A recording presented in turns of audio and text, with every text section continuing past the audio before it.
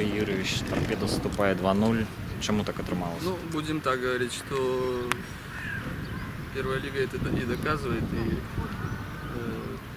на примере нашей команды, что если нет исполнительского мастерства, то надо брать чем-то другим, это характером, самоотдачей. Допустим, я в желании не могу упрекнуть команду, бежала вперед, создавала моменты. Но опять же, как будто эти 8 минут первые, они еще в автобусе были. Надо проанализировать игру. Почему эти провалы? Они бывают в каждой игре, в принципе, у нас. Я говорю еще раз, не хватает концентрации на определенный промежуток времени. Но это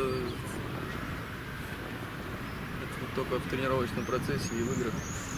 Но опять сегодня доказала игра, что первая лига тяжелая. Як ви оцінюєте діяння Торпедо в нападі? Ну, раз команда не забила, значит отрицательно, конечно, оцениваю. И создали моменты, и могли забивать. Но еще раз говорю, исполнительских мастеров у нас нет. Мастеров в команде нету, и как бы это огорчает. Вот, с другой стороны, им есть куда прибавлять, этим ребятам, которые были на поле. Но надо подправлять очень много.